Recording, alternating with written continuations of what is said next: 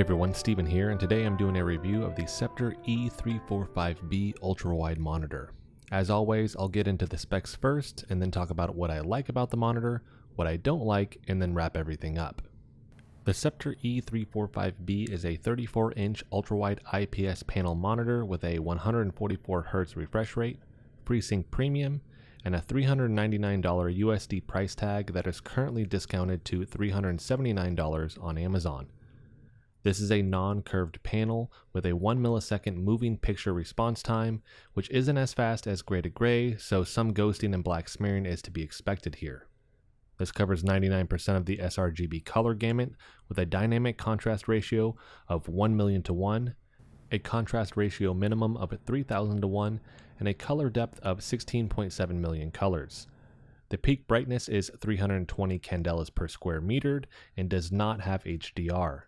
The panel is an edge-lit LED with 30,000 plus hours of life with an anti-glare surface treatment and a 3H hard coating. On the back of the monitor you will find two HDMI 2.0 ports that support the 3440 by 1440p resolution for 100 Hz, not 144 Hz, so anyone using HDMI, just be mindful of that.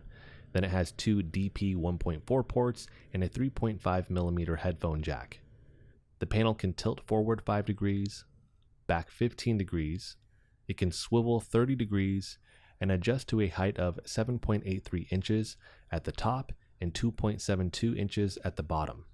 That's the height from the desk to the bottom of the panel chassis.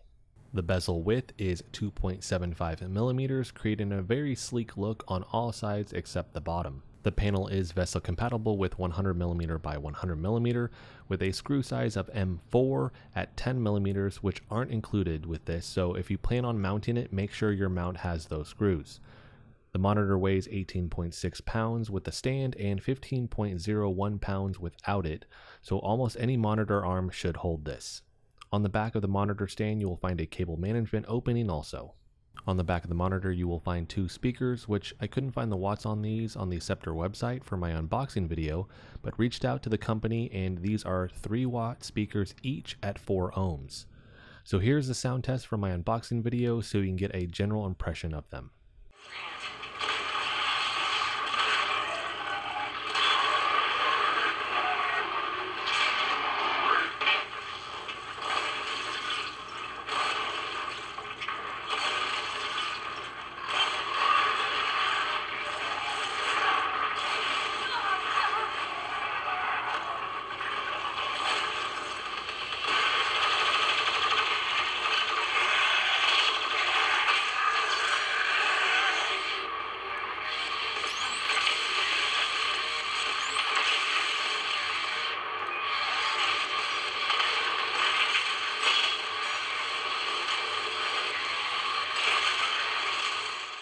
To my surprise, the speakers get quite loud, which I think having them on the back of the panel helps with that.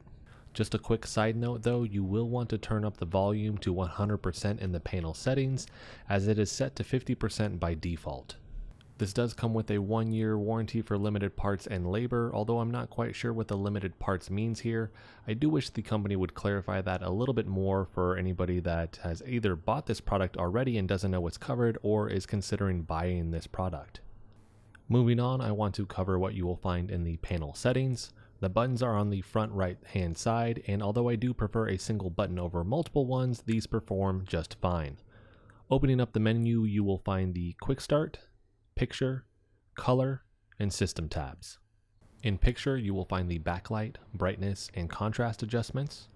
After that, you have the presets, which include FPS, Eco, Movie, User, Standard, and RTS.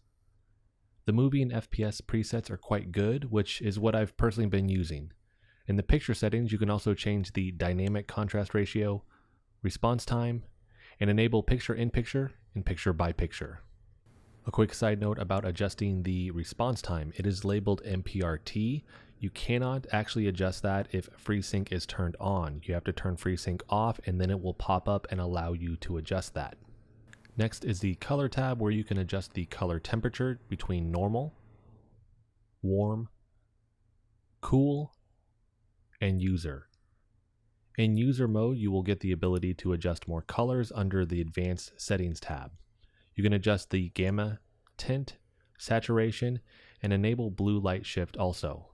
Last is system, where you can change the overdrive, which allows you to push the monitor's response time speed, pixel transition time, in order to decrease the trailing/ghosting artifacts behind fast moving objects. Depending on the monitor's refresh rate, too strong of an overdrive can cause pixel overshoot or inverse ghosting, so be mindful of that. My current setting has been medium and it's done really well for me.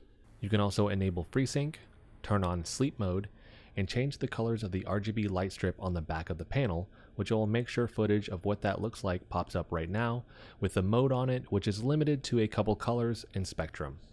So now that I've covered the specs and panel settings, let's get into the things that I like about this monitor. Overall, this is an incredible deal and you get a lot of monitor for $400. The big thing here is the IPS panel over the other VA monitors with similar specs around this same price point that I've tested. It makes the colors pop, and even though this is a 1 millisecond MPRT like the other VA panel monitors I've tested, the ghosting here seems to be noticeably less visible. Now it's still there, but I would say this is top of my list for minimal ghosting of the monitors I've tested with a 1 millisecond MPRT. The same goes for black smearing. Once again, it's there, it's just minimal compared to the other panels I've tested. As I mentioned, the colors look great, and although I usually calibrate my monitors myself, I found this one harder to get exactly how I like it, but the movie and FPS presets are really good, so I've been using those. Keep in mind you'll need to adjust in-game settings most likely, and potentially some of the NVIDIA or AMD control panel settings. Once it's set though, the monitor has deep, rich colors, which are noticeable over a VA panel. The speakers here were a surprise, as I originally didn't think it had any, and most panel speakers aren't very loud, and I figured this would be the same case here, but I was pleasantly surprised. If you don't plan on using external speakers, you can use the panel speakers without any issue as they get plenty loud. Of course, they don't have the same deep, rich sound you will find on more expensive external speakers, but they do a good job overall for 3-watt speakers. So now that I've covered what I like about this monitor, let's talk about what I don't like. So this is where this becomes more nitpicky, as honestly for the price, I'm having a hard time finding glaring negatives here. The first thing though is going to be the lack of a curve, but that's a double-edged sword, as I think it can be a preference thing, and it's nice to see a non-curved ultrawide monitor in a sea of curved ones. With that being said, I personally prefer a slight curve to my monitor, and here it would help with the dimming that occurs towards the outside edges when looking at the panel in a centered position. Next, the speakers are great like I mentioned, but a little more bass would be nice as they do sound more flat.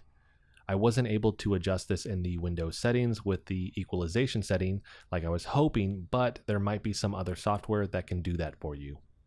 At this price, I usually don't find extra USB ports except for the AOC CU34G2X, but I personally always need extra USB ports, and it would make an already great monitor even better in my opinion.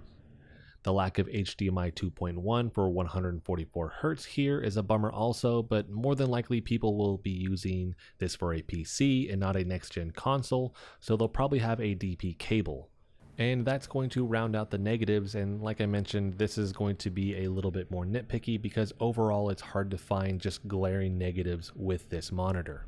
So to wrap this up here, I think this is a great deal for anyone looking to get an IPS panel ultrawide monitor with a 144 Hz refresh rate without paying $600+ for it. The first IPS ultrawide monitor I got was roughly 3 years ago, and it cost almost $1,000 used, so the price has come down quite drastically here, and I think Sceptre is leading the pack right now with this affordable IPS ultrawide monitor. I'll have a link for this monitor in the description, as well as links for my other Sceptre monitor reviews. If you have any questions on this monitor that I didn't answer in the video, let me know in the comment section, and I'll answer that for you there. As always, thanks so much for watching. If you liked the video, hit the like button for me. If you want to continue to follow along with all my content, hit the subscribe button for me, and I'll see you in the next video.